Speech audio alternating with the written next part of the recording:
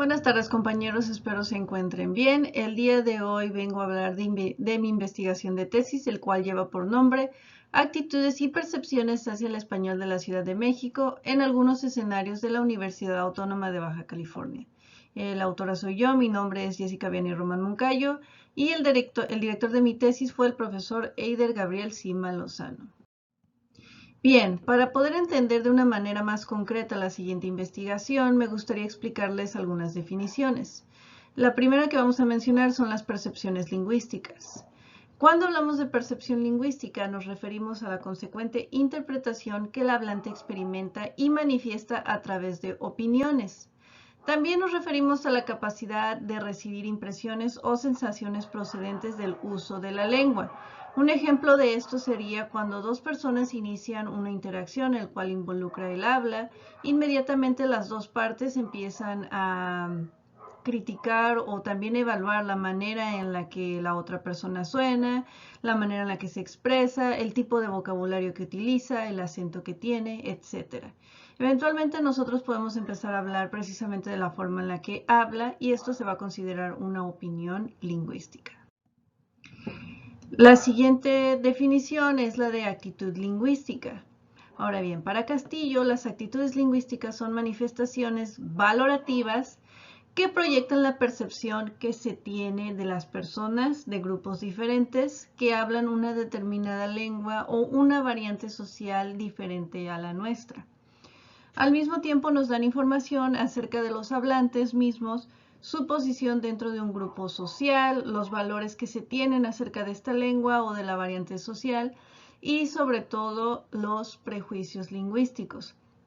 Ahora bien, cabe destacar que hay dos tipos de actitudes lingüísticas, las que podemos categorizar como actitudes positivas y las que podemos catalogar como actitudes negativas. Un ejemplo de esto sería la variante del acento o el acento británico, el cual tiende a recibir actitudes positivas en comparación con el acento americano, el que tienen los estadounidenses, que podemos decir que reciben un poco más de actitudes negativas en comparación al acento británico, que tiende a ser más popular entre las personas.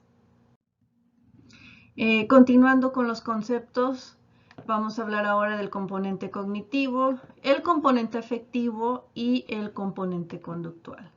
Ahora bien, de las salas, pero soy Lugo, nos comentan que el componente cognitivo se refiere a todo el conjunto de información, conocimientos y creencias que un individuo posee respecto a un objeto actitudinal, así como la capacidad intelectual de la persona adquirida gracias a su interacción con el ambiente. Cabe destacar que para esta investigación el objeto actitudinal al que nos referimos son las tres variantes sociales que se escogieron para poder ser evaluadas.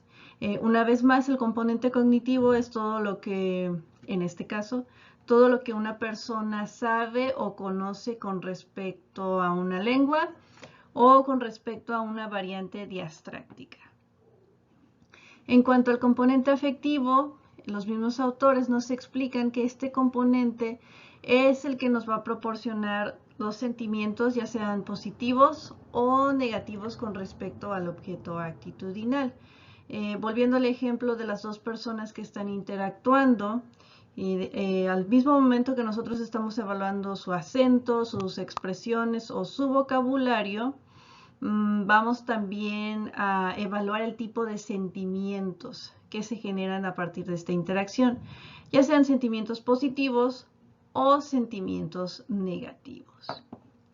Y por último, la definición del componente conductual. Según Tobón, declara que el componente conductual se expresa en acciones manifiestas. Podemos decir que el componente conductual en la mayoría de las ocasiones es algo observable a través de una actitud, ya sea una actitud positiva o una actitud negativa. Bien, una vez que ya se explicaron los conceptos más importantes, ya que son relevantes para la investigación, podemos empezar de lleno precisamente con toda la investigación. Y vamos a iniciar con el problema de investigación. Nosotros partimos de la idea de que los ciudadanos tijuanenses han desarrollado percepciones y actitudes negativas hacia la variante dialectal del español de la Ciudad de México. Partiendo de esta hipótesis, surgieron 3 preguntas de investigación. La primera es, ¿cuáles son las percepciones y actitudes de los tijuanenses universitarios, particularmente de las facultades de idiomas, psicología e ingeniería hacia el dialecto español de la Ciudad de México? ¿Cuáles variantes sociales del español de la Ciudad de México son aceptados o generan rechazo en el sector de población universitaria de la UABC? Y por último, ¿cuál es el componente predominante de las actitudes en las respuestas de los informantes y qué argumentos presentaban? Nuestro objetivo general era precisamente analizar las actitudes y percepciones de 3 representaciones sociales del español de la Ciudad de México por universitarios de la UABC, de la Universidad Autónoma de Baja California, en la ciudad de Tijuana. Nuestros objetivos específicos, el número 1 fue identificar qué grupos universitarios expresaron mayor o menor apertura hacia el español de la Ciudad de México a partir de 3 representaciones sociales. El número 2 fue proponer procedimientos de optimización hacia la técnica del Matchgeist a partir de las experiencias de la presente investigación. Y por último, queríamos bosquejar el diseño de una clase para los estudiantes de la Facultad de Idiomas con el objetivo de concientizar acerca de las diferentes variaciones diastrácticas que se pueden encontrar en la Ciudad de México. ¿Cuál fue nuestra metodología? Bien, empezamos con las técnicas e instrumentos para la recolección de datos. Nosotros utilizamos el Matchgeist a través de una encuesta. La población constaba de estudiantes de la UABC y la muestra quedó en 2 estudiantes, 4 estudiantes de cada facultad. Esto quiere decir 4 estudiantes de ingeniería, 4 estudiantes de psicología y 4 estudiantes de la Facultad de Idiomas. Ahora bien, la razón por la que nosotros escogimos estos estudiantes fue precisamente por el perfil académico que cada uno tenía. Por ejemplo, en el caso de los estudiantes de ingeniería, ellos realmente no tienen mucho conocimiento acerca de lingüística o sobre lenguas en general, por lo cual lo hacía bastante interesante estudiar las respuestas de estos estudiantes y al mismo tiempo esperábamos que su apertura hacia estas variantes diastrácticas no fuese mayor en comparación con la de los estudiantes de psicología y los estudiantes de idiomas, quienes sí llevan bastantes materias relacionadas a la lingüística, a las lenguas, a la enseñanza de lenguas, a la sociolingüística, etc. ¿Cuál fue el proceso de investigación de campo? El primer paso fue diseñar el guión del Matchgeist, en el cual quedó en una conversación entre 2 personas que estaban pidiendo indicaciones para llegar a la Universidad Autónoma de Baja California. Después se tuvo que contactar a los 6 participantes de las grabaciones. Cabe destacar que los 6 participantes que ayudaron a crear los audios contaban con características en el habla de las cuales estábamos buscando. Esto quiere decir 2 parejas. La primera pareja tenía características en el habla de las personas que se catalogan muchas veces como fresas. La siguiente pareja tenía características en el habla, en el acento de las personas que viven en el barrio de Tepito. Y la última pareja tenía características similares o bastante similares a lo que se considera un acento neutral, o sea que no tiene una índole social. Después se hicieron pruebas con los audios, eventualmente se diseñó la encuesta, la cual quedó en 12 preguntas, 6 preguntas abiertas y 6 preguntas cerradas. Después se diseñó el guión de la investigadora para presentarse con los alumnos. En este caso yo me tuve que hacer pasar por una persona que trabajaba en recursos humanos, la cual estaba buscando conocer la opinión de otros jóvenes. Esto lo hicimos con la intención de evitar un sesgo o que los estudiantes no quisieran expresar sus opiniones verdaderas con respecto a las variantes sociales que iban a criticar o dar su opinión.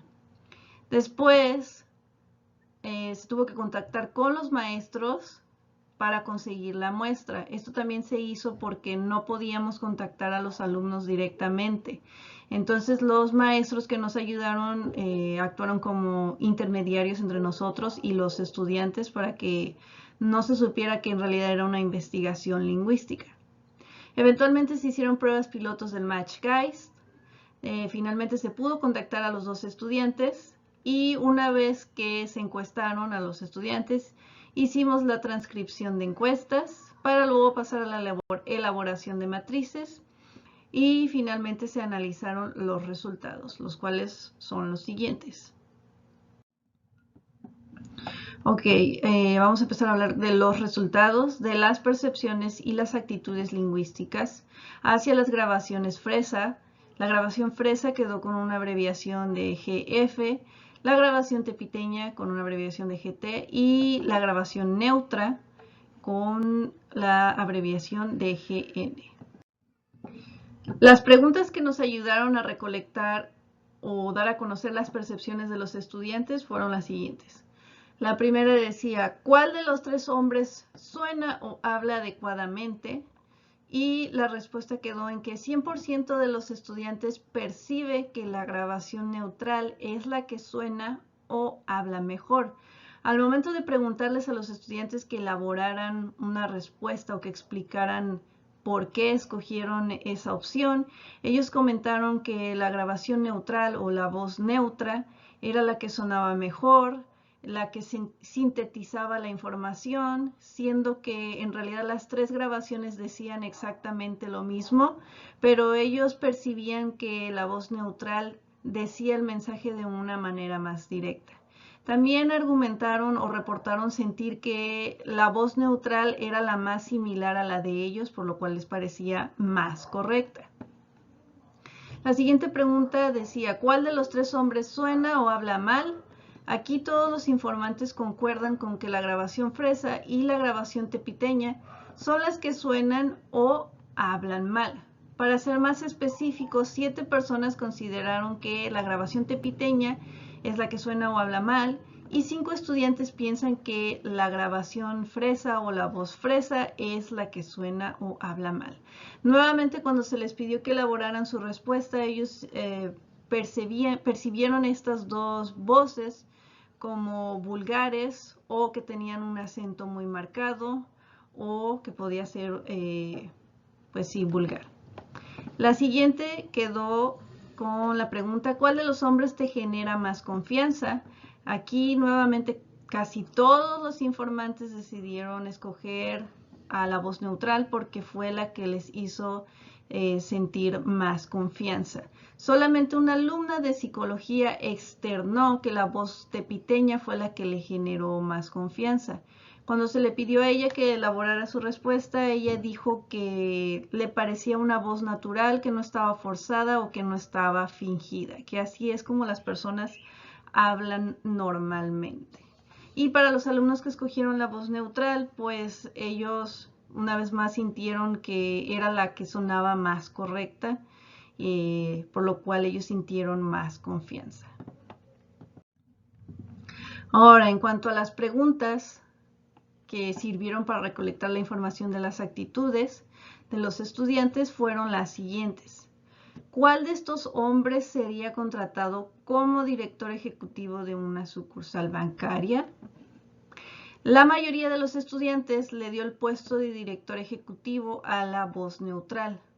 Solamente un informante indicó que cualquiera de los tres podía ejercer en dicho puesto. La siguiente pregunta, ¿cuál de estos hombres sería contratado como representantes de llamadas en un call center? Nuevamente, casi todos los alumnos seleccionaron la voz neutral o la grabación neutral para el puesto de representante de llamadas en un call center. 2 estudiantes escogieron a la grabación FRESA para el puesto de representante de llamadas. 2 estudiantes reportaron que tanto para el puesto de director ejecutivo como el de representante de llamadas, la voz neutral sería la más indicada, puesto que no representaría ningún tipo de distracción para las personas que van a escuchar o interactuar con este tipo de personas. Ahora, en el caso de los estudiantes que escogieron a la grabación FRESA para el puesto de representante de llamadas, ellos comentaron que en realidad así es como suenan las personas que trabajan en un call center, que ese es el tipo de acento que utilizan. Y para la última pregunta, ¿cuál de estos hombres sería contratado como barrendero? Aquí 9 de los informantes señalaron que el hombre de la grabación tepiteña es la indicada para trabajar como barrendero. 3 participantes expresaron que cualquiera de los 3 podía ejercer en ese trabajo. Cuando se les pidió a los 9 estudiantes que elaboraran su respuesta, ellos reportaron que así es como suena una persona que podría trabajar como barrendero, o que por el simple hecho de tener un acento marcado, el estereotipo haría que las personas lo contrataran como barrendero. Uno dijo que ese es el tipo de aptitud que demuestra a través del habla. Encontramos también contrastes entre las percepciones del género masculino. Sí, algunas, tanto hombres como mujeres, perciben que el hombre de la grabación neutral es el que habla o suena adecuadamente. De manera casi similar, hombres y mujeres reportaron que la grabación tepiteña y la grabación fresa son los que suenan o hablan mal. Y dentro del grupo femenino y masculino, solo una mujer indicó sentir más confianza por la grabación tepiteña. Aquí está el contraste de percepciones de habla, por si después la quieren ver. Ahora bien, ¿cuál fue el componente predominante en las actitudes de los informantes? El componente que predominó fue el componente afectivo, sobre todo porque desde el momento en que los participantes empezaron a escuchar las grabaciones hasta el final, o sea, hasta que estuvieron contestando las preguntas, ellos estuvieron evaluando todo el tipo de sentimientos que se generaron después de escuchar las grabaciones y al momento de contestar las respuestas. Como lo dice aquí, se evaluaron percepciones de corrección en el habla, la inelegancia en el habla, junto con los sentimientos de confianza también los evaluaron. Evaluaron también las características del acento, la pronunciación, la dicción y el ritmo. Ahora, sí encontramos prejuicios lingüísticos y también encontramos un tipo de estratificación social y obviamente la influencia de los medios de comunicación, puesto que encontramos que las personas que tienen particularismos locales o quienes hablan diferente a la normatividad lingüística son más propensos a sufrir de segregación social. Por ejemplo, en reiteradas ocasiones los informantes vincularon una grabación en específico con un nivel y posición socioeconómicos bajos, así como con algunos programas de televisión. El audio del que estamos hablando se trata obviamente de la grabación tepiteña. Algunos estudiantes vincularon esta grabación con algunos personajes famosos de la televisión, y también lo relacionaron fuertemente con un nivel socioeconómico bajo. Aquí tenemos algunos ejemplos de las opiniones lingüísticas de los informantes hacia la voz o la grabación tepiteña, que fue la más vulnerable. Por ejemplo, demuestra actitud a lo que puede dedicarse, porque no sé si sea lo correcto, pero el acento y fue la confianza, aquí se refiere a la confianza con la que ellos hablaban. Siento que sería como que muy, pues por lo cual sería barrendero, porque tenía un acento del DF, bueno, de la Ciudad de México muy marcado, y eso se considera como algo naco. Y por eso no lo contratarían como los otros puestos. Se refiere al de director ejecutivo y el de call center, el representante de llamadas. Dice, bueno, no es como que no lo contratarían, pero influiría en que no lo contraten en los otros 2 empleos. Entonces creo que por eso sería contratado como barrendero, por el estigma. Nuestras conclusiones son que la variante que generó mejores percepciones y actitudes obviamente fue la variante neutral, y las variantes menos aceptadas fueron la fresa y la tepiteña. Dentro de las variantes más rechazadas, la tepiteña es la más vulnerable y propensa a ser segregada. Por último, podemos concluir que una persona con acento fresa, pero mayoritariamente una persona que tiene un acento tepiteño, está en desventaja ante un individuo que presenta cualidades del español neutro. Muchísimas gracias por prestar atención. Hasta luego.